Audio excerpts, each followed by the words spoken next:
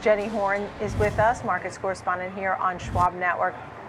A lot of folks are very impressed with the JPMorgan Chase quarterly numbers. Of course, we did see the profits get hit because of the regional bank rescues. Tell us a little bit about that particular report. Yeah, and I will say that pretty massive charge is something that seemed to be a lot of investors' focus this morning, because we saw other banks that did disclose various fees they've incurred this quarter, like Bank of America, for example, see actually some more fallout. JPMorgan has held on to a modest gain here on the session, but fourth quarter profit did decline after that $2.9 billion fee. Quarterly earnings slipped around 15%. Now, mind you, if we did take out the impact of that regional crisis, we would have seen earnings at around $3.97 per share, which would have been substantial. So revenue also rose 12% to around $39.94 billion. Beating expectations. It's amazing to me, frankly, for a company as massive as JPMorgan, that they can still grow their revenue in the double-digit percentages. But CEO Jamie Dimon did say the full-year results did perform well because of U.S. banks that were backed by assets just overall performing better on net interest income as well as overall credit quality. It generated about $50 billion in profits in 2023. $4.1 billion of which came from First Republic. So just like we saw back in 2008 in the financial crisis, JPMorgan emerged larger and more profitable from last year's regional banking chaos after acquiring First Republic. So it does seem like they have been able to be at the right place, right time, and also have the proper cash at hand. I mean, last year, in terms of the performance of the overall banking space, they were one of the strongest, up 23%. So I do think, no surprise, this report did have some holes in it. Jamie Dimon was relatively pessimistic, but nothing should have shocked the street because we've heard this more pessimistic tone on banks all week long.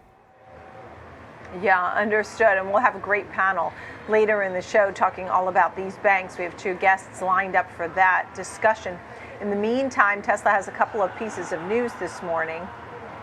So we are seeing that they're cutting prices again. And I would say there's all these negativity surrounding this story right now, but I mean, they've been cutting prices all year long. I think that the hope was that is behind us. Obviously not the case. They did cut prices specifically in China, as we did see. They're still relatively strong in the country, but they're right now fighting for that very crucial market share. Model Y and Model 3 prices came down between around 3% and 6%. The base version of the Model Y crossover now starts at around $36,000. The Model 3 starts at around $34,500. That's down from just over $36,000.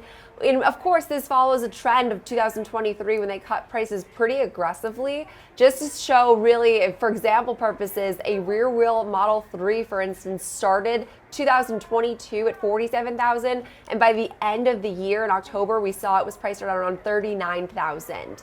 But all in all, this sparks concern about competition as well as profit margins.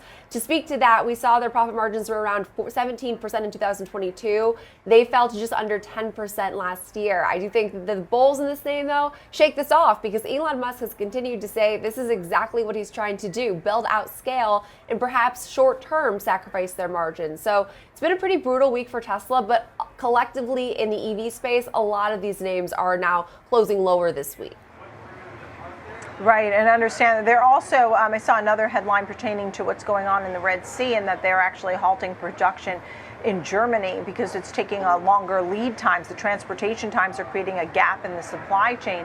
So they're having to halt production in Germany at this time because of what's going on in the Red Sea and the supply chain issue. I hope this doesn't grow into a bigger story of next week for supply chains in general.